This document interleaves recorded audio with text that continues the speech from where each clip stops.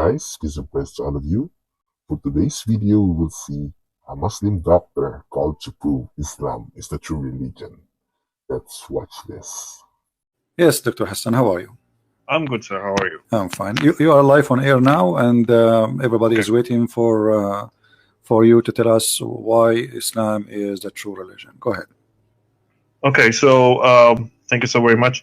I'm not a scholar or something, but I do find these conversations interesting since they give me a chance to actually go and dig deeper into Islam and know more about my own religion, you know, and question it actually. And I mean, let's just okay. I'm gonna start it. So I'm a doctor, and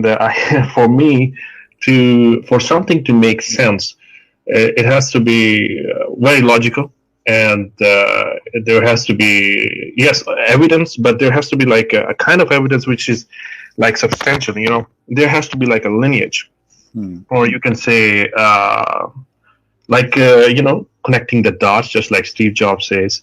So you know, that's how our brain works. So there's always in science, there's like a hypothesis. You must have read it, like null hypothesis. First, you have to actually deny the fact that there is a relationship. Whenever you're testing something, you know, it's called the hypothesis. It's called null hypothesis. First, we deny, okay, that a statement is not true. Okay. And if we cannot deny it, then it is true. But I'm not going to play this trick over here. Because this is not like a science experiment or something. So I mean, logically thinking, if you, because my background is psychiatry, by the way. I did a lot in my own country. And by the way, I'm a Sunni Muslim. Okay, so just to clarify, so whenever you're like inspecting somebody or someone's behavior, I mean, let's just analyze our prophets, my prophets' behavior. We can only come up with a few conclusions. I mean, Prophet Muhammad, he can be a liar, right? That is one possibility. The other possibility, he can be mad, right? Okay. That's a big possibility too. And a third possibility, which can be, if these two are not there, lying. If he's not lying, and if he's not mad, then he's probably telling the truth. Right? Okay. Can we agree? No problem. I'm listening to you. Okay. So first, let's just say if he's mad, then he's not lying by default. All right. Because if you think that if he's let's just say he's mad, okay, a mad person. It's like a delusion going on, right? So delusion is like it's defined in psychiatry as like a firm belief, which is like a false, but a mad person actually believes that it's true. So he's not lying. You know, if you're mad, he actually believes in his statement. He believes in what he's telling is truth. So he's not lying. Okay. Can I comment, Dr. Hassan? Sure. Okay. Okay, I'm going to stop. If somebody he is a Hindu or a Christian or anyone, and he says, like, let us say somebody is a Hindu. I saw a documentary. I don't know if it's true. They believe that rats is God. You know. So if he believe in that, he's not lying. He believe in a lie. Correct? He's not lying. No, no, you don't understand. If for example, if I'm a crazy person, okay, then for example, a schizophrenic person, okay, they're not faking it. What I'm saying is faking and lying is the same. Is the same thing, you know. Right. A person can be truly a patient, or he's faking it. You know, that's that's my point. No, I got so that, lying. I got that point, but I'm saying additional to that, if somebody he is saying he is a Christian, he believes Jesus is God, is he lying or he is believing in that? And that lie, the belief is maybe it's a lie. What do you think? Is he No, lying? we're gonna. Here's the thing, sir. In the Western society, and in actually, I'm not gonna say sorry. That's like the wrong thing.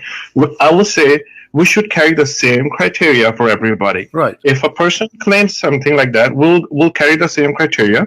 He can be like, we have to test it. I'm giving you the possibilities. But is it? I'm not sure whether his claim is right or wrong. We have to analyze the claim. All right. Again. So These are like the basic things. I will go with you. I'm listening to you. And you said we have to watch the behavior of the prophet, correct? Either he's mad. No, yes. We have to analyze. If I'm lying, you will find why I'm lying. Why would he? Because this is how we actually diagnose somebody. If somebody is schizophrenic, we have to find all the symptoms. So he's schizophrenic. Dr. Hassan. As long you are, and this is your specialty and this is your profession, I'm really happy to have you. That's because it will be a big help for us. You are just a person who, this is what you do for a living, so you know what you're talking about. So based in you watching the behavior of the prophet, how you describe his personality? Is he sick? Is he mad? Is he healthy? What do you think? Okay, yes, I'm getting over there. All right. So they're like, first of all, there are like two possibilities, right? They're both interchangeable. If somebody is faking it, then he's not mad, or he's not a patient, or he's not schizophrenic or whatever. He's not crazy, okay? And if somebody is crazy, he's not lying. All right. So you get my point? He's not faking it, actually. He is actually a patient. He is actually schizophrenic, or whatever we can say. All right. So first, clinically, let's just say if he's lying, okay? That could be the first claim. So it means he's making everything up, right? So why? The question arises would be why? If somebody comes to me, I'll give you an example. This is called Munchausen syndrome by proxy. Please ignore my pronunciation. Okay, I always and my accent. I know it's very Indian. I'm sorry if somebody has like a hard time understanding it, but I'm trying my best. Thank you. So if somebody is lying, he's definitely making things up. So there has to be a motive behind it, right? So if you motive behind it, and there has to be a motive. I mean, why would somebody lie? Why would a king? If somebody is rich, he has all the things. He won't ask for the money. I mean, that's like totally acceptable. For example, if I'm rich, I won't need money, right? Okay. That could be what would be my motivation? What would be my motivation behind my lying or behind my actions? You can say. So I mean, let's just analyze if my prophet is lying. I mean, what would be the motive? What motive of liars they have? And like a liar, when he claimed to be a leader and especially in religion, what motive do you think he is seeking? Like, give me. Well, it could be. There can be like multiple reasons if somebody is lying. We have to, for example, there's a woman who comes to my clinic, and she wants a leave of absence. She basically comes and tells that my kid is having a problem. That's why I want to stay home. My kid is sick. Actually, she's lying. Her kid is not sick, and basically she's making. There has to be a motive. What I'm trying to say is what the motive for somebody. Forget about a patient, because this is just. It's not. I'm just giving you. This is a person, Dr. Hassan, a person claiming to be a prophet, and he by getting that position, he became a king. Obviously, he ruled. Yes. So what is the motive of a liar of someone he claimed to be a prophet? Okay, let's just analyze this. Okay. The way I see it, correct me if I'm wrong. Okay. Was he called the most truthful person? Okay. So a truthful person cannot be a prophet who is liar, correct? No, he can be a liar too. Of course he can be. But we have to see how he is we have to truthful. see. Okay, but No. Okay. I mean, I'm just, for example, no. Here's the thing. I can be very truthful person, okay, but there has to be a reason for me to lie, you know. So you have to find the reason again. So truthful, but he's a liar. I mean, I don't know how that works. Either you are truthful or you are a liar. You can't be both. No. You can't be both. You can't be. If you're a truthful person, you cannot be a liar. All right. So was Muhammad a liar or he was truthful? I mean, you see the history. You have to see someone's behavior. Okay, help me. How we can see Muhammad history? Okay. You know, like as an example, did Muhammad he ask and he claim that he have the best of material stuff for his benefit as a prophet? As an example, the fifth of the booty and the best of the booty. Yes or no? It doesn't matter. Why? Okay, so he's getting the best. Okay, hold on, no. So your criteria is that since he's claiming that he wants the best stuff, that's how he is a liar. No, I'm saying if Muhammad is serving God and he is truthful, that everything he do for the sake of God, why he make a verse in the Quran says that Allah told him any Muslim woman she can give herself to the Prophet so he can have sex with her? What does have to do with God? Okay, so here's the thing. If someone claims, if I'm analyzing here the behavior of Prophet, I would say, okay, so either he wants sex, a lot of sex, right? Or what else? So he basically wants sex. That's the motive behind it, right? But he have already a lot of women for sex. I mean, he have slaves. I know. Wives. Then why, so why he want? Why he want more? Why would he? Here's the thing. Why would he want more? That's the thing. That's the thing. So what do you think? Why he more? As long as you are a doctor. No, that is the thing. If he already has a lot of women, why would he? You think that he's lying? You have to give me the evidence here. I'm not saying he's lying. I'm asking you why he want more. A guy already have 13 wives, have hundreds of slaves for sex. No. So why he make an why his God he make a special privilege for him? This is only privilege for Muhammad. Sir. Here's the thing. If you are saying that he wants more women, while my claim is that he already has a lot of women, as you yourself actually mentioned, he has like 13 wives. You don't think there's somebody sick? Somebody is sick and he want more and more. He never have enough. Because okay, let us see me and you. When Muhammad is going to have those women, what he will do with them exactly? I will give you three options. He will play chess with them. He will have sex with them. He will go and watch the movie with them. Which one of them is Muhammad is going to do? Those women who offer themselves for the Prophet, who they are not his wives, additional. What they will do with them exactly? What the purpose? Sir.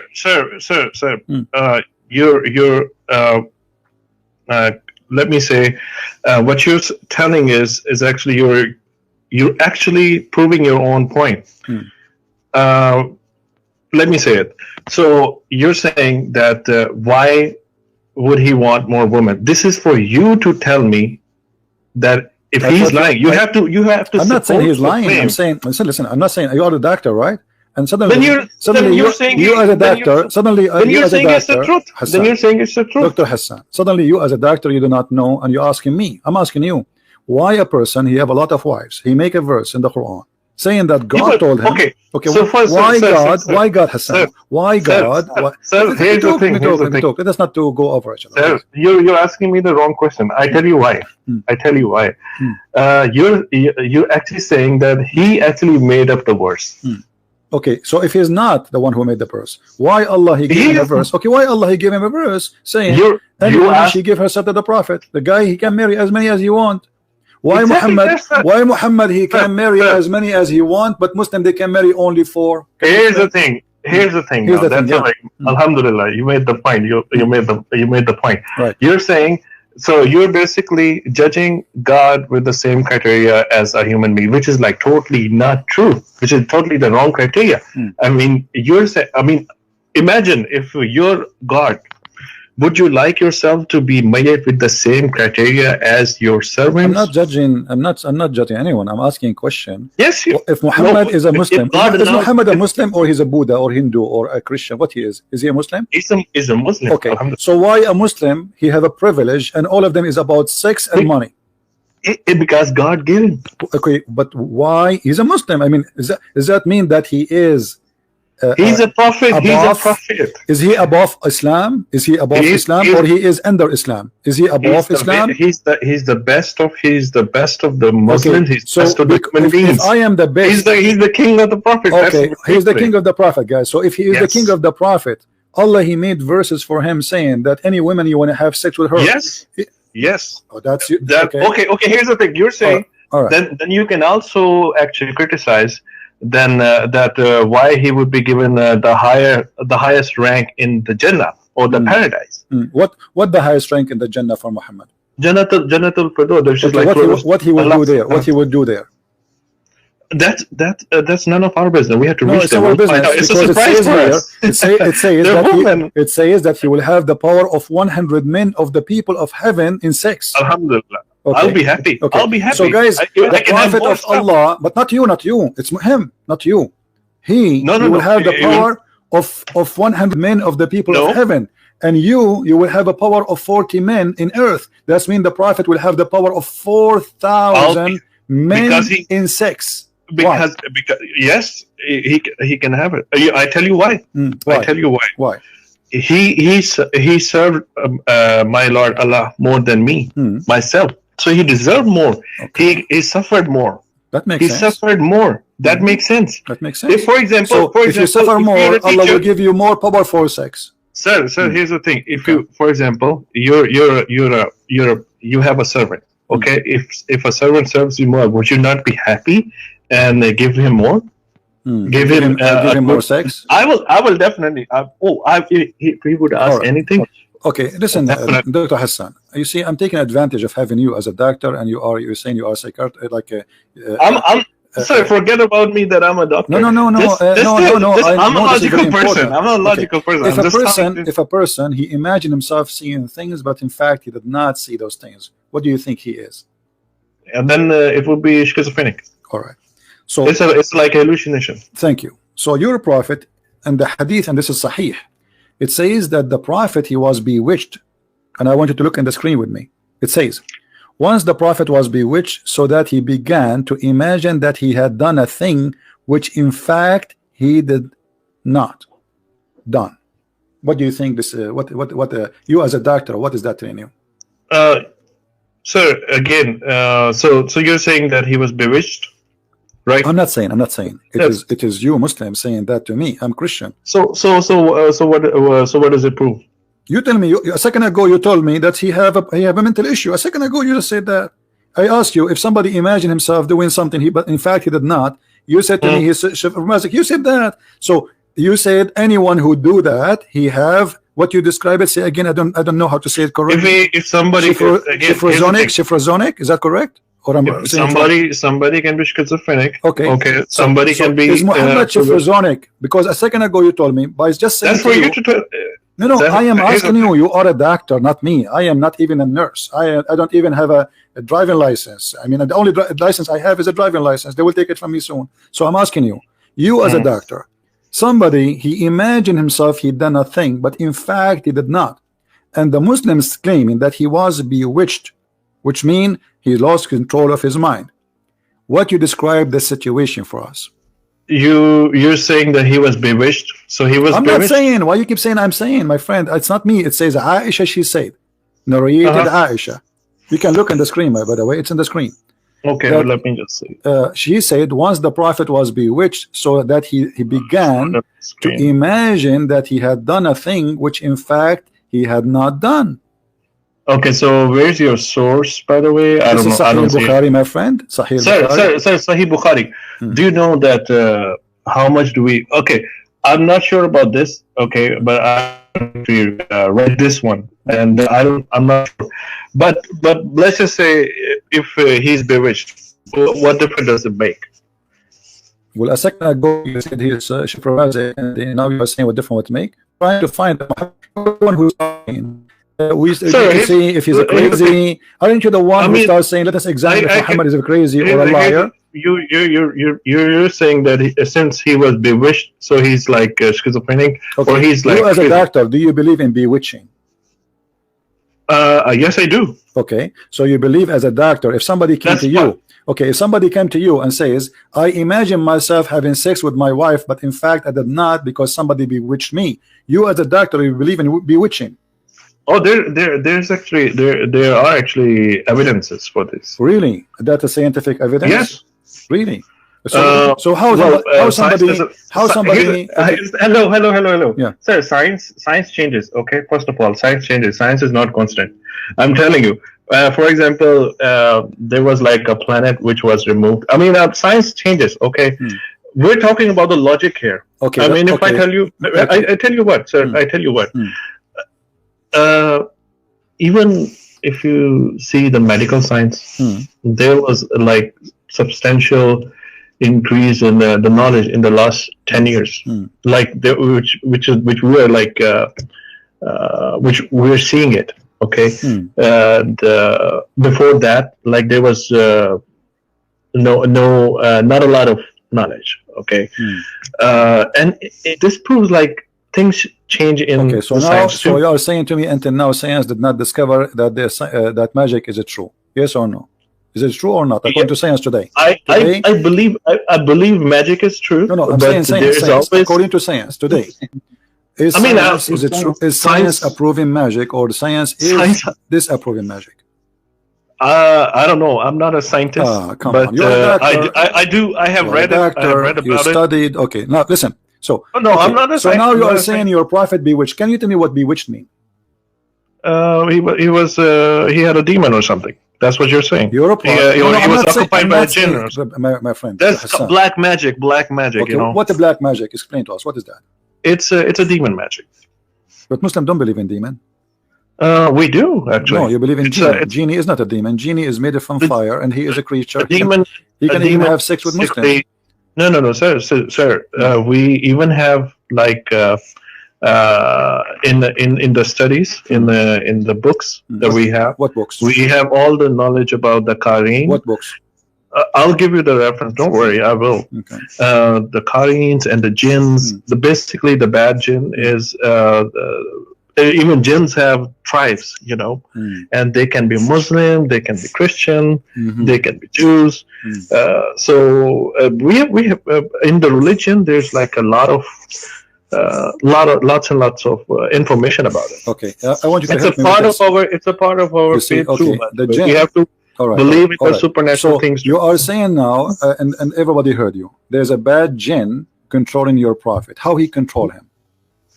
Because he was bewitched. So no, how he control him? How does jinn control him? What he do? He hold him from his ears? Did you watch? There are symptoms. There are symptoms, and there are symptoms, and they, according to the books, he has symptoms, and I'm not. I read about it like a long time ago, so I'm not. Listen, I don't have like I'm not asking you about the symptoms, Dr. Hassan. I'm asking you, my friend, listen to me carefully.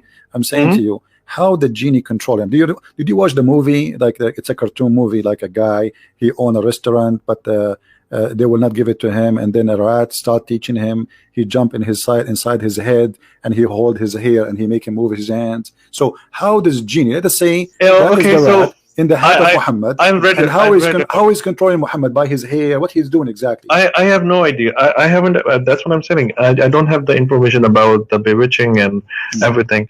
But I do know that whenever someone is occupied, he will feel like soreness of the shoulders and everything. He will feel like some. Okay, if somebody bewitched you, and now you are saying, and everybody heard you, he is under black magic. Why you call it black magic?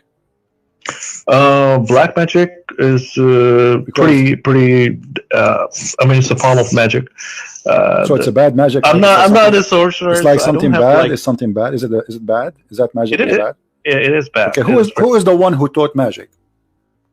It was there were like two angels sent by Allah, right. as a test. All right. Their names were Habil and Kabil. Yeah, they were like two angels. It's like a story. All right. And I think I read it in one of our books actually. So and they came to Earth. They said that Allah that these. I mean, they were sent as a test. Okay. If they teach somebody the black magic, they tell that this is like a test. You will not be a Muslim anymore. Okay. And if someone learns it, he's out of our religion. You actually have to serve shayateen and basically the bad jinns, and they will do work for you. Yeah, actually, you will do a lot of bad stuff for them too. So this is like a black magic, and the worst form of it is actually where a husband and wife, they get separated. Even I'm telling you, this is what these are the things with what jinns can do. So you are saying to us, Dr. Hassan, as I understand from you, that Allah, He sent two angels to open Harry Potter school in Earth, and the purpose of this school is to teach magic and to make the husband and the wife fight and divorce each other. Is that what you are saying? I'm not saying this. What I'm saying is that black magic can do a lot of stuff. You can. No, hold on. You're not. Hassan, isn't you who said that Allah, He sent down two angels to teach magic? Yes. Okay. Absolutely. So who is the one who opened the school of magic to teach magic? Allah. Allah, He sent two angels who have certificate of magic from Allah. Yes. So Allah is the first teacher of magic. He said He brought those angels. He said, Allah, who taught the angels? Who taught the angels how to do magic?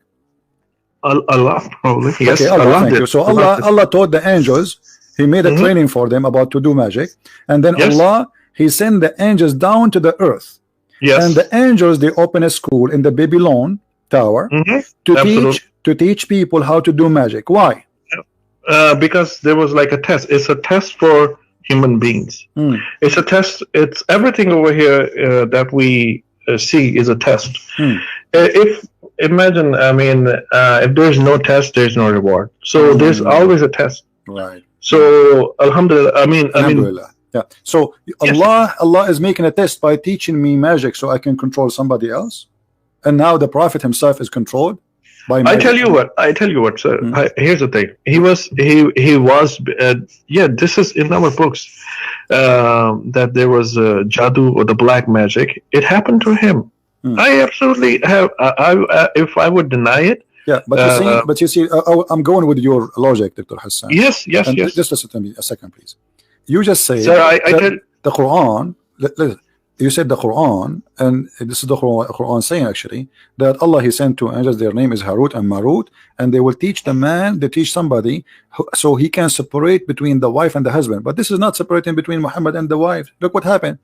Muhammad, none of his wives separated from him. And Muhammad, he started imagining himself having sex, but in fact he did not. So as you see here, this magic is different magic. It's not about really infecting Muhammad divorcing his wife. It's affecting the life of Muhammad to the point you think he is having sex, but in fact he's not. Can you? First of all, there are like two things. First of all, you said that you're basically using my words. Okay, I did not say. I did say that. Okay, yes, it can create separation, but there are like a lot of other things that black magic can do. No. You see, the Quran don't agree with you, my friend. You see, it's not you or it's me. The Quran in front of you on the screen. You can read it. Here we go. This is the chapter 2, verse number 102, and this is the verse about Harut and Marut. Are you showing me on Skype or where is it? No, in YouTube. You can open YouTube, all right, and you will see it in the screen. You can just mute the sound so we will not have double voice. So what is the name of this chapter 2, verse number 102? I can send you the link in the Skype if you wish. Do you want? Let me send you the link. Chapter 2. I will send you the link. Here we go. It's easier. Here we go. Just to click at the link and open it. Friends. All right. Oh, that's good. Thank you. Okay. You know, I tell you, if you're taking my opinion, I mean, we have seen patients. Okay. Screen share. No, not screen share. I send you a link. Click at the chat. Click at the text. Click at the text, my friend. Okay. I send you, yeah. Click at the link and open. This is your Islamic link and the translation there, or you can open any Islamic translation website. Go to chapter 2, verse number 102. It says clearly. Okay, so this magic, that's magic they will teach to cause separation between the man and the wife. That's it. There's no other thing. Yes. So. Okay. So your prophet, the magic he suffered from, did not cause separation. It caused him to imagine himself having sex, but in fact he did not. I don't know where you're getting that one from. You're probably getting it from what? I don't know. What is your source? Magazine, newspaper. Which magazine? You know, I thought like Kardashian something news. I don't know. Where are you getting it from? Sahih Bukhari. Where I'm getting it from? Where in Sahih Bukhari? Can I see it? It's in front of you on the screen. Oh man, where is it? I'm not opening the YouTube. Can you just send me the channel link? Send you the link. Here we go. Okay, I'm searching Christian Prince here. Okay. No, let me. And live now. Live the wait. Okay, I will. You want the link for YouTube? Here we go. I will send the link. No problem. But just be sure, please, to mute YouTube so we don't have two sounds. Okay, this is YouTube. I send it to you in the chat. Okay, and I send you the link for the hadith. Okay, what is the point? The point is, you are saying to me where you get this from, which means this is surprising to you. And the point is that this did not separate between the wife and the husband. This is deceive the prophet. He controlled his mind, and now the guy is illusion. And you are the one who said to me, you are the one saying to me, he have double standard now. He have double personality. What's your phrase mean? No. Here's the thing. Okay. I already told you that you didn't listen to me. I said even I'm not sure about this narration where you're getting it from. Even if it's Sahih Bukhari, we Sunnis we don't believe that Sahih Bukhari is like 100% true. My friend, okay, it is Sahih. well, it's like 70%. It's in front of you. I know it is Sahih. And the hadith report I showed you. I tell you why. I tell you what. Okay, it is Sahih, my friend. It's Sahih.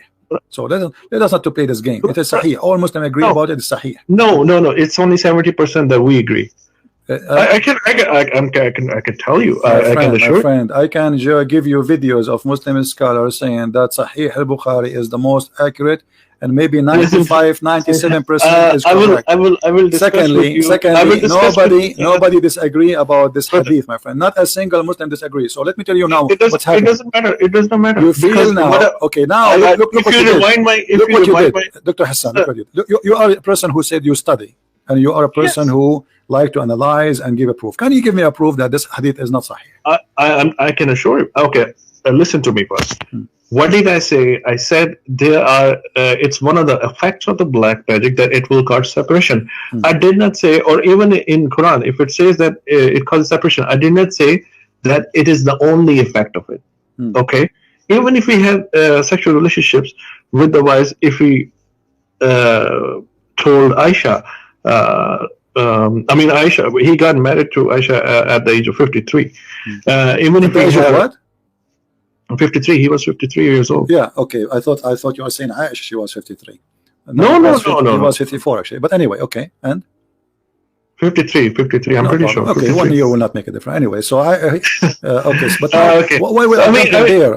I'm not jumping. I'm saying that if you rewind my talk, I specifically said this is not the only effect of black magic. Even if we had, what does it prove? He had the black magic. So what? Okay, but when I showed you the first hadith that the prophet imagined himself doing a thing, so in fact he is not doing that. Okay, what does that mean? Let me tell you. And you are a doctor. Listen to me carefully. The prophet, he saw an angel squeezing him 3 times, but you just said to me the prophet is imagining that he had done a thing. In fact, he did not. So how we can trust Muhammad that he saw an angel? How we can trust Muhammad that he heard Quran? How we can trust Muhammad that he saw? I can tell you. I can tell you how. All right. I can tell you how. Okay. So for example, there's always something. Does he fall in the category of schizophrenia, or he's having visual hallucinations, or you're saying first of all, visual hallucinations, there has to be a cause. I mean, you can't be. If somebody is schizophrenic, I'm telling you, I've seen it. You can name me one schizophrenic person who is so well behaved and so organized. Muhammad so well behaved. Muhammad is so well behaved. Oh my God! Okay, so I'm telling you, dude. I just showed you Muhammad. Muhammad making verses. There's nobody. There's no high functioning. If somebody is a patient, okay, they don't act like this. People have already analyzed the behavior of like Prophet. Like you say like this, like what? Give me example so you can help me. Like what? You have to give me an example. That if in the history, if there's someone who's like high functioning and he's getting the revelation, according to you, it's high functioning. Muhammad was high functioning. No, you have to tell me a patient which is like really high functioning and in the present day, and he's having the hallucinations and everything. You have to tell me that. There's nobody. There's nobody. So is Muhammad was a high functioning person? No, he was totally normal. What is normal about a guy? Because nobody can bewitch me. I change all the Muslim in the world to bewitch me, and I don't imagine things happening. But we will not bewitch you because we don't practice magic. If we practice magic, we're out of Islam. So you are. We will never bewitch you. Okay, so Allah He opened a school to teach people how to bewitch each other. I already told you. Allah sent it as a test. Allah sent everything as a test. Okay. Listen, when Muhammad he claim and he say in the Quran that the sun set in murky water, is that because he is he is having an illusion in his mind that God told him that, or he is being truthful, or no. Here's the thing: you're getting off topic again. I can discuss with you that thing. No, I'm not. Because Muhammad is claim. Listen, sir. My friend, Chris. Here's the thing, sir. I tell you what. We're analyzing the behavior, and this is the behavior. When we have somebody, he stand in the middle. He says, "I am a teacher. I'm going to teach you science." He will go listen to me. My God, He sent me an angel, and the angel appeared in front of me, and he told me to tell you this. That Zulqarnain, he reached the sitting place of the sun, and he saw the sun sitting in a spring of murky water. Okay, when Muhammad he received a message from the angel that the sun sit in the murky water, was he imagining things, or this is true? He's telling the truth. Okay, so does the sun, according to your belief as a doctor, sit in a spring of murky water? It doesn't matter, because here's the thing. I don't believe that science. I again told you. I already mentioned to you. Science is ever changing. It's improving. You will find everything. I mean, there's all. There are like a lot of things in science which are actually in Quran too. So you are saying to me that by time we will find... I ask you a question. I ask you a question. You made your comment, please. You have asked me a lot of questions. I ask you one question. Let me make my comment, please. No, stop. Stop. Sir, just a second. Okay, sure. You see, you are a doctor. You are not a guy who is self-laughing in the street. Come on. So listen, you just said that science is changing. So are you saying that maybe in 10 years from now we will find that the sun set in murky water? We will find out. Oh, so you are saying this is true, and what we know today is stupid. You know why I say it? Because if you read Quran, there's a thing in Quran. There's a verse. It says while the baby is in the womb, it's growing inside a woman. Looks like a leech. How does a prophet would? It looks like a leech. Where it says that? I have to find you the link, but I will send you it. Don't worry. I will send you it. No, you do not. I know the Quran very well, my friend. It doesn't. It says like a congealed dead blood, and this is the verse in the front of you. It's blood sucking. It is like a congealed dead blood. And this is your Islamic translation in the front of you, and Arabic is my first. My first language, and this is the link. I will send it to you in Skype. So the one who told you that, he is lying to you. No. I've already read it, sir. Okay. Read it where? Read it in a false Islamic translation, my friend. What read it? It's in front of you. Read it. The Quran says that Allah he made the sperm transform into a dead blood. This is what. Yes. So what does it? What does it mean? No, not just a bit of blood. It also looks like leech. Read it more. My friend.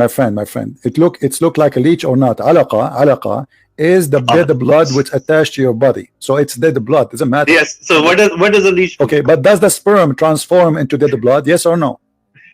Not like. Yes. Not like. It doesn't say like. It says it carefully. And we have made the sperm into a congealed blood. Can you tell me what congealed blood mean? You are a doctor. I'm not. Congealed. Okay, congealed blood or concealed blood. Where does it say? Yeah. Okay, I'm not reading it actually. Congealed. Here we go. That's I'm reading with my poor English. So, what congealed blood mean? Wait a second. We can search Google, and Prophet Google will help us. No, wait a second. Okay. Now, let me open it. I'm sorry.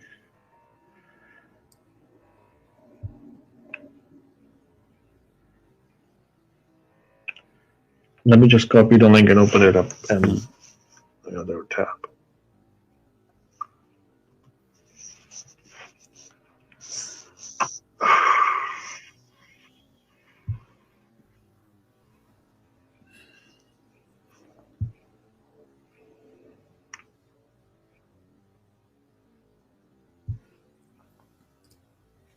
Yeah, so then we made the sperm into a clot of congealed blood.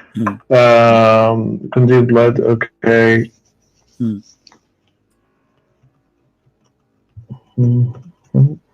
When something called congealed, this may became from. Yeah, it's a clotted blood. That's what you say. It's basically. All right. So do you agree with that? That the sperm of the man will become a solid blood, and that will be the baby.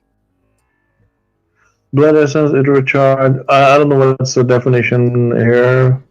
The congealed blood behind his head. No. You go here. See, just search for here. It says here. This is a definition. I just not even. This is doctor website. It says congealed goes. It goes from liquid to solid. Thank you. Yes. So this is a blood. So the sperm transform. You as a doctor, you study medicine. The first thing happened to the sperm, it transformed from a sperm into blood, and this blood is solid blood. Do you agree with that? Here's the thing. Sperm, it fertilizes the egg, okay, and then basically it's like a solid thing afterwards. No. It says a blood. It says a blood. It is a blood. And the sperm will not transform to be something solid. This is false, because the sperm will go inside the egg of the women and will fertilize the egg and deliver the DNA, and then the sperm disappear. It's gone. That's it. The DNA will unite with the egg, and the fertilizing happen. It's not the sperm will grow; it's the egg will grow. So here's the thing, sir. Let me just tell you. We made the sperm into a clot of congealed blood. Okay. We made the sperm into a clot of. How does a clot of congealed blood looks like? You tell me. You do not know how to congeal. Okay. If you cut yourself, if you cut your skin, off that clot, we made a fetus lump. If you cut your skin, and then the blood is dry in the top of your skin, that is the clot of a congealed blood. Okay, so the sperm does look like a congealed blood, but it's not alive. This is not alive. This is dead. This is dead blood. This is dead blood. No. Okay, if you read the context, we did create from the Christians of what to say? Okay,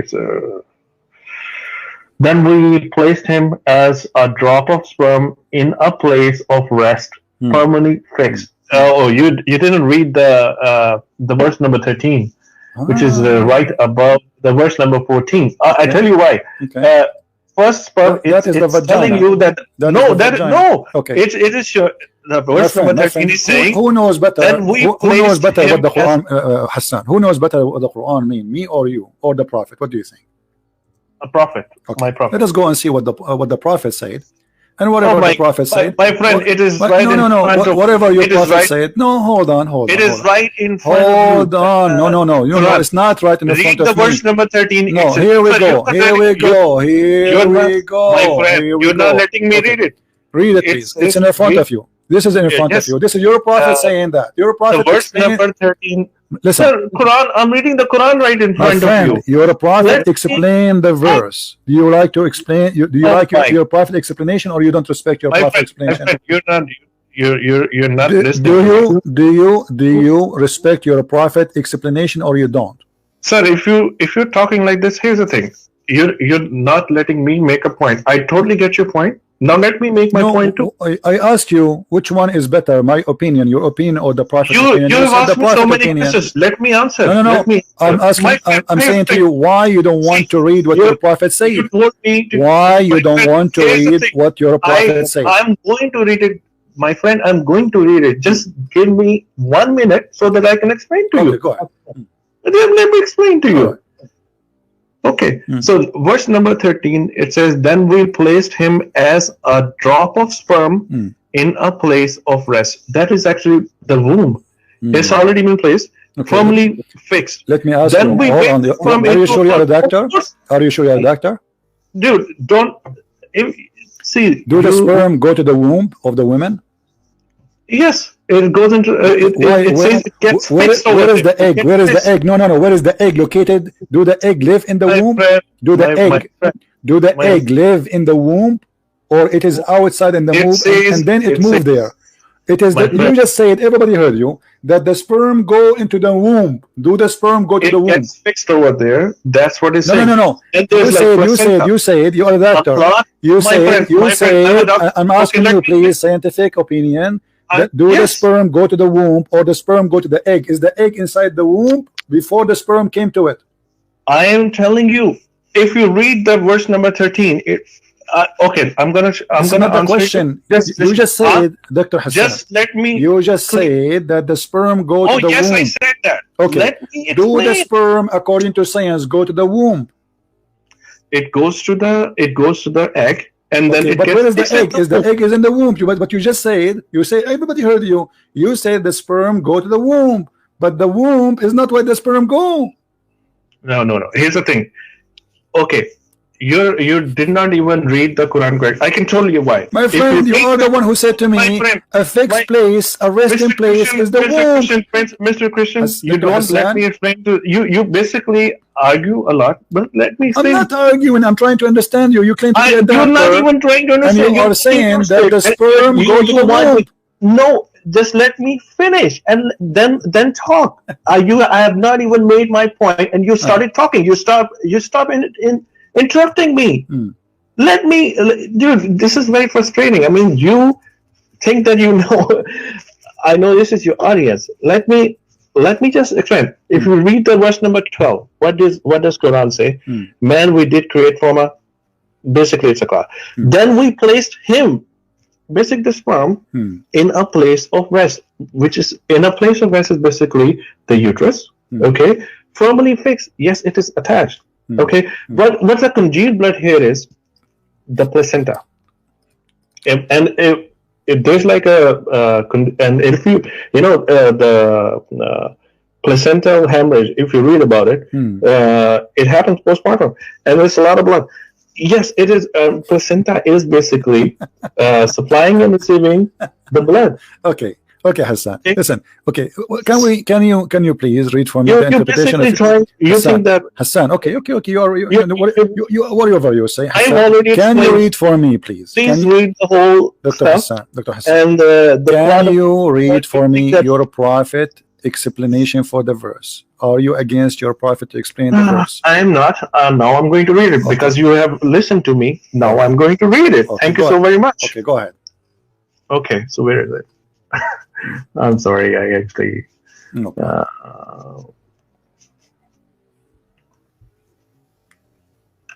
See, now that you let me make my point. Okay, so the congealed blood is basically the placenta.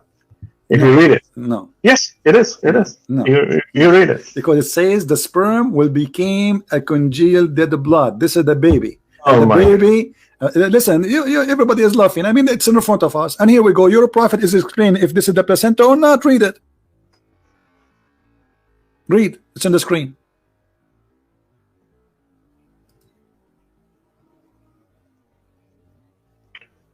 Abdullah ibn Masud. Okay, so okay, even if my prophet said this kind of stuff, and this kind of stuff, speak with respect, please. This is the Prophet Muhammad, peace upon him. Don't say this kind of stuff. Don't say that, please. You're insulting the Prophet of Allah. No, don't say this kind. So, do you agree with what Muhammad he said here, explaining the creation of the baby, or this man he is suffering from mental illness, claiming he have knowledge that he's fabricating? Okay, so do you agree with him? Do you agree with him that the sperm will stay 40 days in the belly of the mother? By the way, it doesn't say even the womb. It says in the belly. 40 days the sperm stay inside the woman. Do you agree with him or not? Where does it say? Okay, so I'm going to read it. Here's the truthful narrated as well. The creation of each one of you is brought together in the mother's womb for 40 days in the palm of a nutfa, the drop, then he becomes an alaka, a clot of blood, for a like period. Then, yes, that's true. Okay, yes, this is true. So you agree that a sperm can stay alive and will stay as a sperm in the side of the women for 40 days. You agree with that? Then he becomes an alaka, the clot of blood. Stop repeating yourself, my friend. Do you agree, one by one, do you agree that the sperm stay inside the women alive for 40 days? A nutfa is a drop. It doesn't mean it's that it's a drop of semen. No, okay. So what's the point here? I'm asking you, do you agree that the drop of semen stay inside the women for 40 days taking vacation? According to this hadith, yes. Okay, but this is what science says, or this is what Muhammad says? This is what my prophet is saying. According to this hadith. Okay, here's the thing. You as a doctor, if I came to you and I say to you that the sperm stay inside the women for 40 days, I tell you why. What you will say to me? Hold on, Mr. Christian. Let me. What is your religion, by the way? Are you a Christian, right? I don't know. My religion is a Christian Prince. I must be Hindu. I don't know. You use your intelligence. Okay, so your name is Christian Prince. You probably are a Christian. Probably. You are a Christian? I don't know. You tell me. Maybe a Hindu. I don't know. My name is a Christian Prince, and I'm here to prove Islam is false and Jesus is true. And you're asking me if I am a Christian or not. I mean, okay, there we go. I'm just asking you just to confirm it. Just like I tell myself that I'm a Sunni Muslim. Okay. It's better if to have the introduction like that. So I'm not sure. Okay, so what you're saying is basically even with the hadith. I tell you how. Hadith is what you read is probably very good. Okay, you read. I said what you read and wherever did you read your hadith from? It's good. Okay, it's good. But you're quoting a lot of stuff out of context too. I tell you how. You help me. It says here. I'm going to help you if you listen to me. So I'm going to help. It's so clear. You see, this hadith in front of us explaining the verse in details. The sperm will be 40 days, and then the sperm will become alaqa. You told me alaqa is a leech. It says here a clot of blood. Is it also Sahih Bukhari or Sahih Muslim? Yes, this is Sahih Bukhari, and I can show it you from anything. Sahih Bukhari, Sahih Muslim. I already told you. Yeah. We do every Sunni Muslim, if you ask. Okay. I mean, we believe that the Sahih Bukhari and Sahih Muslim is only 70% correct, but also, okay. First, we have to prove. That was he a prophet or not? Okay, so there's always a null hypothesis. You have to first just based upon the teachings. Just like Christians, they have also a teaching where. Someone he believes in Jesus can just drink poison and the poison won't affect you. No, this is what it says. This is not what it says. This is what it means. Yeah, because it says because Jesus he promised us and he said that they can destroy this temple, even his body, they can be killed, and I will build this temple in 3 days. So when they say there's no poison, nothing can affect you, that's mean that Jesus promised us that we will have eternal life with him. But your prophet who said as long you mention this, that Well, I mean, there's if you eat 7 ajwa, no poison will affect you and no magic. Is that true? here's the thing. You're basically talking about the hadith, which are very, again, if I'm going to say daif, you're going to laugh. It is not daif. It is Sahih al-Bukhari, my friend. It is Sahih. I already told you we believe it's 70% true. Okay, No. why? There's like a lot of no problem, but you have to prove that this is not a single Muslim. He says this is weak. I'm going to put forward my point here. So okay. So when your prophet, he came with the knowledge. If you eat 7 ajwa, and if you no magic can control you, how the ajwa can control the magic and stop the magic? This is if you try it, yeah. Why not? Okay, so if I try it, that will not happen to me. But Muhammad, he was bewitched, and he is the one who's telling them eat ajwa, but he himself was bewitched and he died by poison. So he's lying. No, he's not. Okay, well, if I say to you, I'm a doctor, my name is Hassan, eat 7 ajwa, and no poison and no magic will affect you. It doesn't mean that I'm myself. Okay, if I tell you that if I'm a doctor, it means I should never become sick. What's the point? No. You told me specific thing. You told me if you eat this thing, nothing will happen to you specifically. If I tell you, no, your prophet did not say. No, listen to me. Listen, you are not being honest now, Dr. Hassan. It says the prophet said, if you eat 7 ajwa a day, no magic will affect you and no poison. And look, the hadith in front of us, and this is Sahih Bukhari, and this is Sahih. The prophet saying in his element of death, which he died, he used to say, "Oh Aisha, I feel the pain which caused by the food of I ate at Khaybar. At this time, I feel as if it is my aorta is being cut off." So from what? From that poison. So your prophet himself, he is eating ajwa, and yet he was poisoned. Where does it say that he's eating ajwa? So he's teaching you to eat ajwa. So he's dude, I teach a lot of stuff. I teach a lot. It doesn't mean that I teach all the antibiotics myself. If I show you your prophet eating ajwa, what you will say? Is that okay? So what does it prove? You are the one saying to me what that prove. If he's eating ajwa, so how he is saying if you eat ajwa that will not affect you, no poison and no magic? It will protect you. Yeah, sure.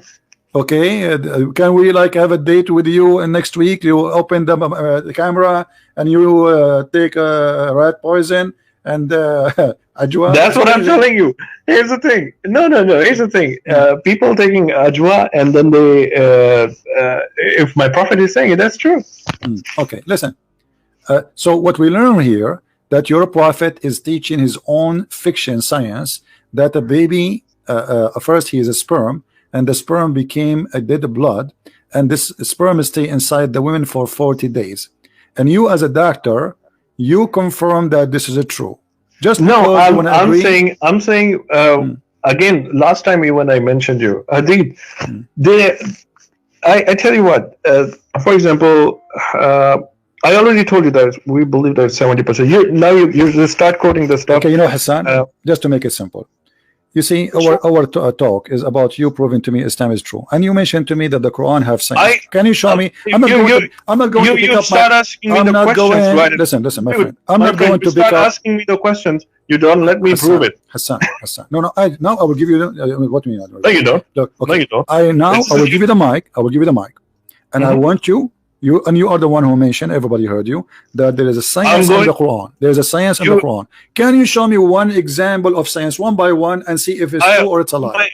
I will tell you everything. But my focus over here right now is to give you the opinions about the prophecies and the stuff, like which actually the topic here is proving that basically Muhammad sallallahu alaihi wasallam is a prophet or not. Okay, I mean, I'm going to give you some rational stuff that I think, okay, and I believe, okay. But isn't this is a prophecy? When Muhammad, he says that the sperm stay inside the women for 40 days, he prophesied. My friend, here's the thing. Are you going to let me speak, or are you going to ask me the question? We're having a conversation. It's not only you speak. You're not. Of course, you say Muhammad have a prophecy. Isn't this is a prophecy when he prophesied? When I say to you and I claim to be a prophet, again, you keep on repeating the same point. Okay, you keep on telling me the same. Okay, hadith, and then you say Zaif hadith. If I tell you Zaif, you don't. It's not Daif. I challenge you to prove it is Daif. It is Sahih Bukhari. What Daif? I already told you they're like 70%. We only but not even 70%. One Muslim can say it is Daif. I challenge you. Oh my God. Are you gonna let me speak? The Quran, okay, what about the Quran? Is the Quran da'if too? The Quran says so. Quran I showed you. The Quran, okay, the Quran says that the sperm transform into a congealed blood. Do you agree with that? I totally agree with that. Okay. Okay, yeah. Listen. I want you in the front, Hassan. It's basically referring to placenta. I want you to bring me. I want you to bring me the best of the science of the Quran. Choose anything you want. I will tell you in the next session if we ever have. Of course I will. No. Give me one. No. Because you are saying I'm not giving you. No, you see, I'm not giving you a chance. Give me 5 minutes. Hassan, give me 5 minutes. I will give you 5 hours. You say it. I'm not giving you a chance to prove it. So I'm asking you, please, can you give us one proof from the Quran? If you don't want hadith, can you give us from the Quran one scientific proof the Quran is true? Go ahead. I will give you. I'm listening. I will give you. Of course, I will give you. I already told you. I promise you. No, give me now. So no, next week, same time, I will give you. How about that? What about now? I promise you. I'm not gonna run away, dude. I'm not running away. All right. I'm here. Let me just complete my discussion. Let me just make a few points. Let me. If you want to interrupt me, that's fine. Okay. You can ask me the question. Go ahead. I'm listening. Okay. So let me just tell you why do I believe, and then you can say, okay. Then you can raise the. Let's have a civil conversation. Okay. So first of all, so the way. If somebody is lying, there has to be a reason why he's lying. Okay, he was he was called the most truthful person till the age 40. By who? By the people around him, by the whole earth. Where it says that? Muslims and Muslims, Christians. That's a very good question. Muslim, Christian, Jews, everybody. Okay, show me the Jews and the Christians who says that Muhammad is the most truthful person. Go ahead. It's in the books too. Where? It's in our Sunnah and Hadith and everything. Okay. Okay. Just write down the. You can definitely dig it. Let me Hassan. My friend, let me just make a few points. No, just because you just said something. You uninterrupted for like said something. 4 minutes. 4 minutes. Okay, I will take it now. Time me. Okay, 4 minutes. So the first thing is that was he called the most truthful? He was called the most truthful. He was like people would actually give him the things that they would know that he won't steal, or So, and was he born in a modest and very highly respected family? Yes, he was from Quraysh and he was highly respected. So imagine somebody who has not been called a liar till the age 40, and when he made the claim afterwards, then yes, people would say either he's a liar or there's like a magic going on in him, and or he has gone crazy. All these kind of stuff, they came later. So, but it doesn't make any sense. If somebody is already rich, people also offered him. That's like a known fact that his uncle had keys to the Kaaba, because a lot of people claim that, or now people accuse him that he wants the power. That's why, and the Kaaba was the most respected place at that time in that part of Arab. And also, Arabs they did offer him money and women. That you could just take this stuff if you want this, but get off your claim. And what he was claiming was to worship one God, Allah. Okay, that's it. That's like, and he said the God of Abraham, basically the Jew. That's what he said actually, and I mean he could have anything. And then he was married until at the age of 25, and then he stayed married to one woman till the age of 40. Okay. I mean, if someone wants wives and the money, I mean. Imagine why would he or she would stay modest and like this, or till the age of 40, and then afterwards he would start preaching. It doesn't make any sense. Okay. He could have gotten married to younger people, even at the age. And also, when he was offered, he didn't take it. He said, "One God, okay, Allah." And then he married to Aisha at the age of 53. I mean, guys, what I want to say here is that he married Khadija at the age of what? No, Aisha at the age of 53. Okay, let me ask you. You said something. You said something very important. Give me 1 minute. You said something very important. Just write everything guys, down. 1 minute. Give me one. Because you said 5 minutes ago, and now it's 5 minutes is gone, and my silence. I'm listening. No, okay. 5 minutes are not gone. I'm timing it right in front of myself. Okay. Hello, I'm timing it. I spoke only 1 minute and 15 seconds something. Okay, so he married Aisha at the age of 53. Okay, so I mean, if someone, I would say, I mean, he made a claim at the age of 40, 41. So if someone, and when he was offered, he didn't take it. It doesn't make it. It's a lot. There has to be a logical explanation. And if you see, libido always goes down. You said 1 minute, Hassan. Okay. Can I talk? And also, I mean, can I talk? Hassan, can I talk, please? Hello. Please, can I talk?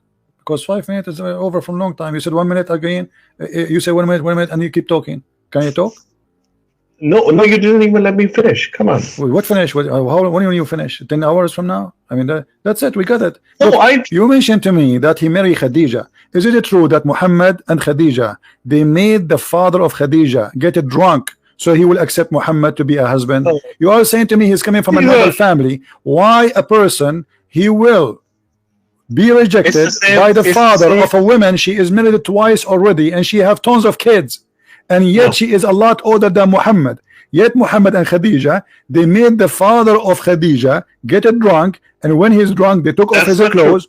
That is just not true. It's in the front of you on the screen. Here we go. And Ibn Abbas. And Ibn Abbas, who said that? Ibn Abbas, the cousin of your prophet. And Rasulullah ذكر خديجة وكان أبوها. So, it's in front of you. I would like to say that يرغب أن يزوجه. So her father, he refused to marry her to him. So look what she did. فصنعت شرابا طعاما وشرابا. She made a drink, a food and drink. Okay, here we go. I'm showing the screen, and I will show the page number. And this is your Islamic reference. This is Musnad Ahmad, which you Muslims supposedly believe in it. Look what it says.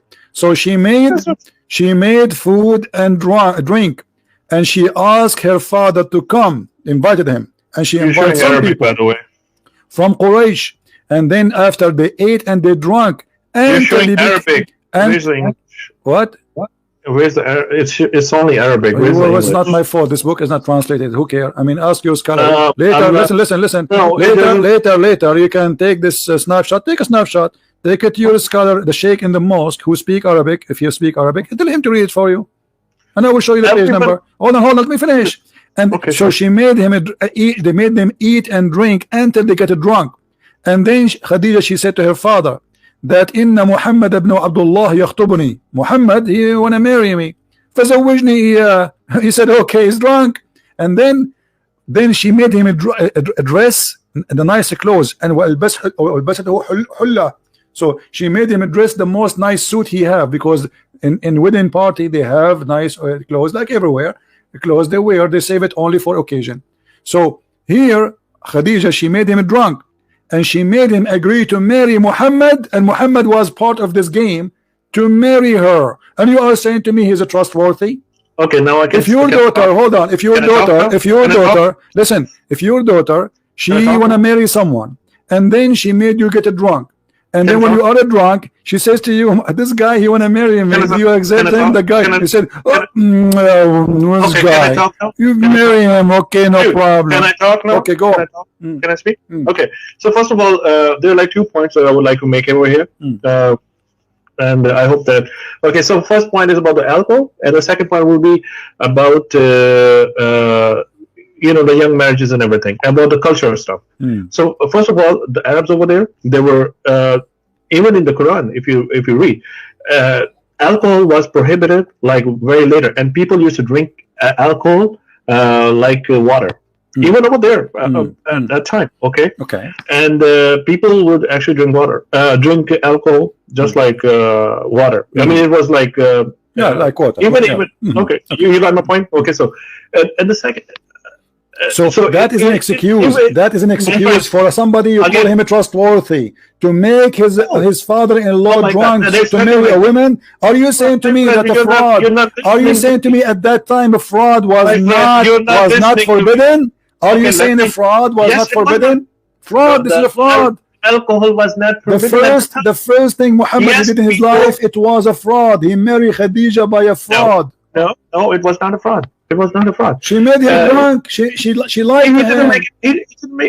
She didn't make it. She didn't make him drunk. It's in front of you. It's in front of us. It's in Arabic. I cannot. I will get it. That's not my problem. That's not my problem. And here we go. Hold on. This is Musnad Ahmad, variant number 5, page number 46, hadith number 2849. Hadith number.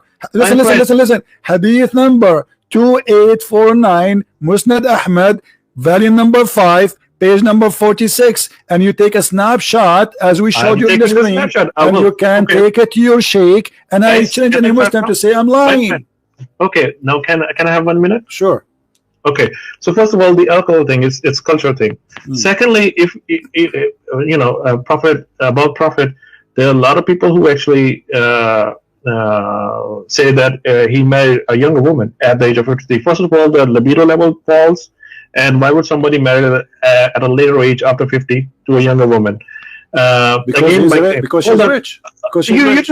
I'm talking about the Aisha now. I'm talking about the Aisha. I will definitely. Okay, how young Aisha was? Guys, she was what, 6 or 9? Okay, 6. Why somebody he marry a girl she is 6? No, I told you 6, but he got her in the house around 9. Okay, let us say no intercourse. He married her at the age of 6. He have intercourse at the age of 9. Okay, why a man at the age, and you are the one who said 53, not me.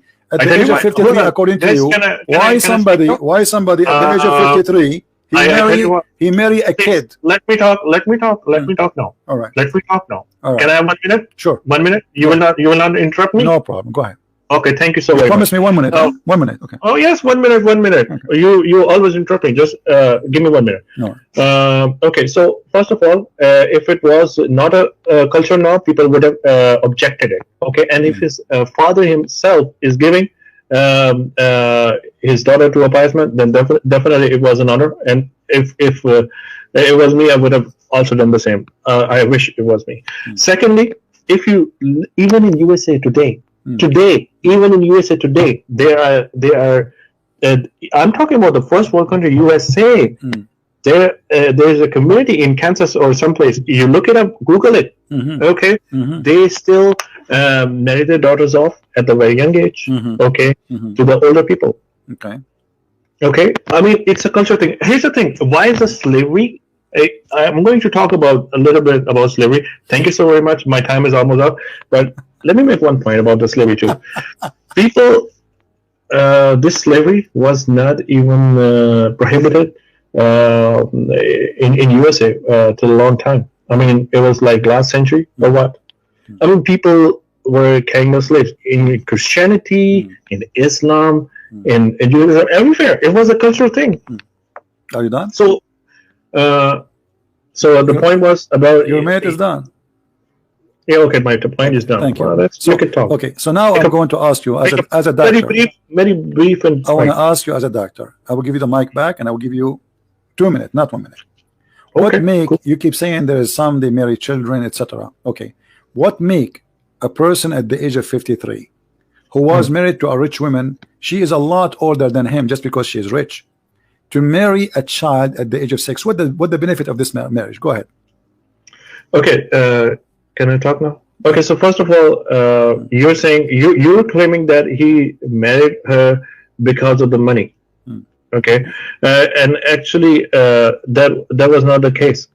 She was a pious woman, and he himself was also rich, by the way. If Muhammad was rich, but she was richer than him, but he was also himself very rich. His uncle had the key to Kaaba, and Kaaba was even in Arab today, Kaaba is also considered as has always been considered as a sacred place, if you know. Okay. So if you, I mean, if you confirm with the books, you will have a better knowledge and like a wider perspective about what was going on, and you'll see the bigger picture. So, I mean, she was richer, yes, but he himself was also belonged to a very noble family, and all the people would call him a trusted person. I mean, very trustful. As I know that Ali ibn Abi Talib, he was a very poor man. What are you talking about? And No, as I know, your prophet, he used to very eat, noble. He used to eat lizard because he had no food. As I know that your prophet, he used to put a belt around his Yes, stomach because he was hungry. So now listen to this. Okay, let me ask you. Okay, you're gonna talk now. I'm not gonna talk. Your time is up. Your time is up. You know. Yes, said, yes. Okay. Please talk. Please talk. Let us go back, and I will make it simple for you.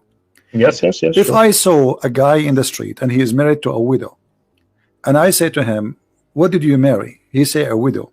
I say to him, "Go and marry a child is better." What do you think about such an advice? You're jumping to you were making a claim about the money stuff. Okay, I'm not talking now. No, I'm talking about let us stay with focus with the age of girls who we can have sexual relationship with. If I advise a man to get rid of his because he is married already to a widow woman, and I say to him, "Why you did marry this widow? Why you don't marry a little child?" Yes, what do you think? What do you think? I can explain. I can explain. Go ahead. Hello. Thank you so very much. I will have 2 minutes. Okay. Go ahead. Can I have 2 minutes? Sure. I will start. Here we go. Diamond start. So again, now I want to address the issue of the Hadith. Here's the thing. In Hadith, it's always and it's most of the time actually the way I see it, and also a lot of other people see it, is always subjective. Here, the point is that, for example, I'm giving you an example of a different hadith. There were like two companions of the Prophet, and they came to him. They were both fasting. Now, the sex is basically prohibited when you're fasting. Okay, so one of them said that can I approach my wife? And Prophet said, yes, you can, but only kiss. Okay. And the other person said, can I approach my wife? Can I kiss my wife? Basically, they kissed my wife. And Prophet said, no, you cannot. The reason was that the first and then later on, people asked the Prophet, why did you say to the one person that you cannot kiss your wife when you're fasting, and the other person you said yes, you can? Prophet replied, because I know that his iman, his faith is strong, and he has a strong he's mentally tough, and he can basically stop himself from engaging in sexual intercourse, even when he kisses his wife, okay, or show affection to the wife. And the other person, he's weaker in his faith, and if he goes even closer to the wife, okay, he will definitely engage in the sexual, because his faith is not that strong. Okay. So my point here was that different narrations, different commandments for the same question. Okay. Now I'm going to come to it is over. Your point. 2 minutes. Just let me ask you. The Quran, as long as you are talking about sexual control. Okay, I'm going to come to your point. The Quran says, let me ask you. The Quran says, why the Quran forbid Muslim men from having sex with women have their period? Do you think this is good or bad? You cannot approach your wife if she have her period. Why the Quran says don't get close to the women who have their menses? Is that good or bad? During menses? Yeah. It says don't approach your wife when they have their menses. Do you support that, or you are against it? There's nothing wrong with it. A man should not approach his wife if she have her menses, correct? If you say it's in Quran, I have not read it, but I will, because sometimes this is Quran chapter 2 verse number 222. It says approach not your wives when they have their menses. So if a Muslim he approach his wife when she have her menses, is he breaking the command of Allah? No, I tell you why. I tell you what, if I as a Muslim, Hmm.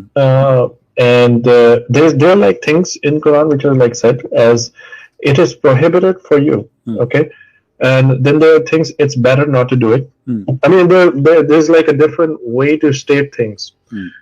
If I drink alcohol right now, it won't make me a non-Muslim. Hmm. It would make me a bad But you Muslim. are breaking Yes. the command of Allah, correct? You are I breaking know, the command I of- know, Okay. I know. So the question I'm is, trying to make a point here. Yeah. Let me give me like 15 seconds. Oh. What I'm saying is Hmm. that if I drink alcohol, I will break the command of Allah.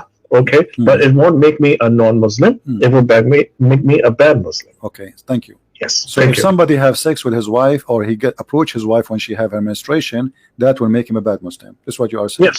Okay. Yes. So, It is. It Guys, is. did he say? Did he say? acting Did he say? If you in do the eyes of that, Allah. if you do that, that make you a bad Muslim. You just said that the Prophet is a bad Muslim because the Prophet he approached his wife and she was in her menstruation. So he is a bad Muslim according to you, and everybody heard you. Again. No, this is your Can I talk. talk? Everybody heard you. Listen, this Yes, is absolutely. your Prophet saying, Aisha saying, when I was menstruating, the Prophet SAW would to order me to warp myself with up an izar sheet, you know, like a diaper, put it between her legs, and he used to fondle her. So you Okay. said the one who have a strong faith, he control himself when he said to the first one, kiss the women, the second one, don't kiss the women. So where is the strong Yes. faith of Muhammad to control himself? He had many wives already. Why he need to fondle this child when she have her menstruation? I can. Okay. Can I talk now? Go ahead. Okay. So basically, so basically, what's going on over here is like, where is that thing? When I was mentioning, yes, he approached her, and if someone, I tell you what, if you cuddle with your wife, okay, and it doesn't mean that you have like a bad, like a weak fate or something. Mm. Okay, there's nothing like that. Mm. Okay, yes, there was. I'm again telling you, the hadith that I mentioned earlier. Okay, that was for the Sahaba. Again, I'm telling you, it was subjective. Okay, and in that specific context that was going on over there. Okay, doing and like again subjective. Okay, now if even if a prophet does this thing that he follows, it's not like you're engaging in the sexual activity. If you read the Quran earlier that you were showing on the screen, do not approach the wives, because Allah always talk in he has very what is it called? He has his own way. So approaching the wife, basically, do not engage in sex. That's the narration, actually. I can assure you this thing. Okay, if you read it. Basically, do not engage in sex while menstruating. Okay, but you can follow. Of course, you can follow. What fondle mean? Explain to us what fondle. Basically, you can hug the wife. Okay, it's there's nothing wrong. Fondle is hugging the wife only. So why she have to put something between her legs? What do you mean? Where is this? It's in the front of you. It says he ordered her to put an izar, a diaper, over her private part, down her Yes. wrist. Oh, okay. So I tell you what happened. What you can ask me that. Now let me explain. Thank you. So basically, the thing is, Prophet said to wrap yourself around the waist, okay, so that he would not engage in the sexual activity, okay. But you can have. Okay, I'm going to. So basically, you can have the funneling and everything, and where a male can actually enjoy with the wife, but would not engage in the sexual activity explicitly, okay, specifically, but can do everything else, which is like cuddling and kissing and everything. I'm talking about this thing, okay? So this is what, so a prophet said, okay, wrap yourself so that he would not approach that area of his wife. Okay, so he specifically said wrap, like so that he azar band is called azar band, so that basically that part is tightly closed, and he would not engage in the sexual activity. But there's like a lot of other things. I mean, for a male to enjoy, it's not just the penetration thing. You can actually enjoy your wives in a lot of other ways. So it's not prohibited, but yes, engaging in the sexual activity during menstruation Are you done? is considered I am the bad. one who asked you if somebody approach his wife in any way when she have her menstruation, is that wrong? He said this is not will make me a non-Muslim, that will make me a bad Muslim. And this is sexual. This is sexual. It is sexual. This is not kissing. This is sexual. This is why he is fondling her. And actually, it's used even the same exact word in the Quran. Yubashiruni, fayubashiruni. The word in the Quran, don't do mubashara. Here we go. Yes. Okay. Absolutely. So you cannot do that. You can't even get close to them. Don't approach them. Don't even get close to them. فَلَا تَقْرَبُوهُنْ. Don't even get close to them. So how a prophet of God?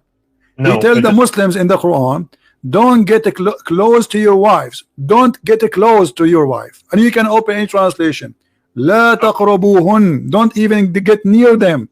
And yet he ordered his wife to put a sheet between her legs so he can play with his private part with her. Okay, can I explain now? Go ahead. Okay, thank you. So basically, Quran also tells that you can approach your wives, and in Arabic it's like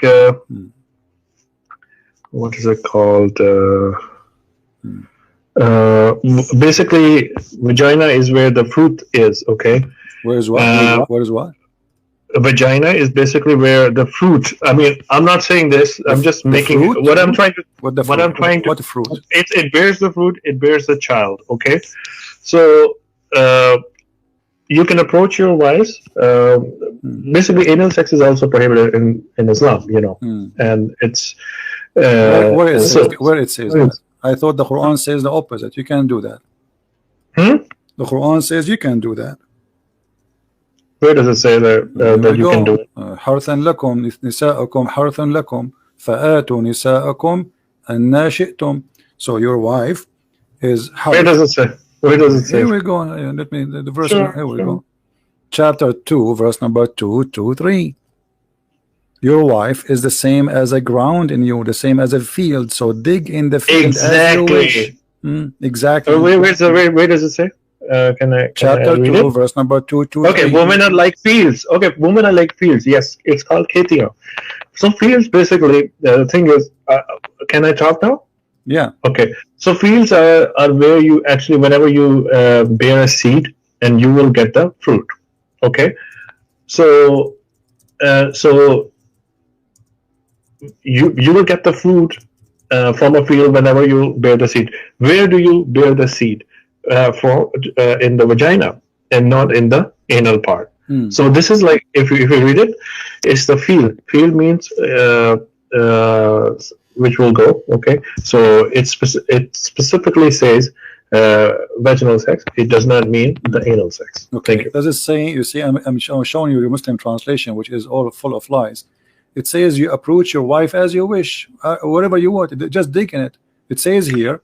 Well, it also says your wives are death for you, so go to your death when you and how you will, when and how you will, as you wish. Okay, can I explain now? Okay, women are like fields for you. Fields. Do you agree with that? That your women are field and we dig on them? Yes. Fields. Fields will where you will bear a seed and you will get a fruit. Or your crops, and that means vaginal part, not the anal part. Okay. Well, I'm really glad, Dr. Hassan, that today we have a good conversation together, and you help us a lot to understand Islam. I mean, your answers was amazing. So when we can have you again next time?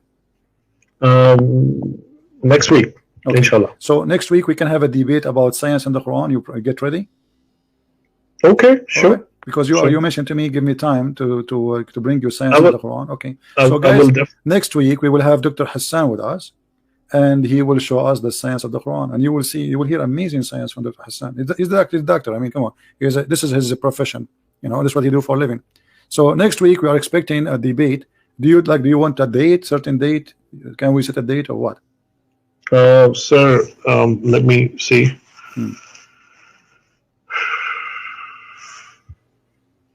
Okay.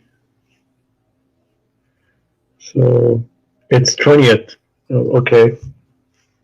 20th. Yes, 20th. The 20th of this month. 20th of October. 7 days from now. Next week. That will be what, Sunday? 7 days. Sunday? Yes. Okay. Yes. So guys, next week, Sunday, I will schedule it later. So now I don't know where you live. What time is for you now?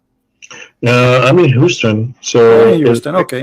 So we can say like what 1 p.m. in Houston time we can be here, or 2 p.m. Absolutely. Okay. I will send you a link for it when it's ready, so you can follow with us and you can join us. So guys, next week, next Sunday, we have Dr. Hassan, and the debate is about science in Islam, science and the Quran, and Dr. Hassan will help us to understand Islam. I will try my best. No problem. Thank you, Dr. Hassan, for being with us. Thank you. And good to have you. Thank you. Take care. Okay. You have a good one. Thank you. Bye. All right. I don't know. You guys, you leave your comment. You heard everything. I don't know what to say. No more comments. No more comments. This is what is called answer of doctors.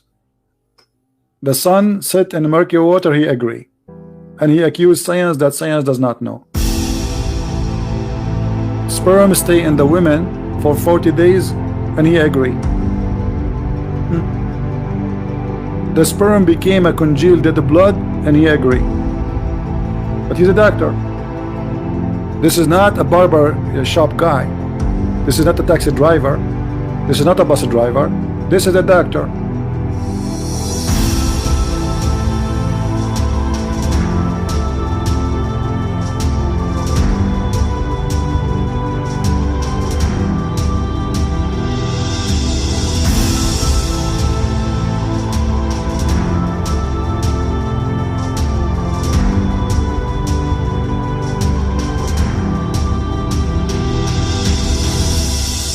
Guys, it's obvious that the doctor is just lying to defend Islam.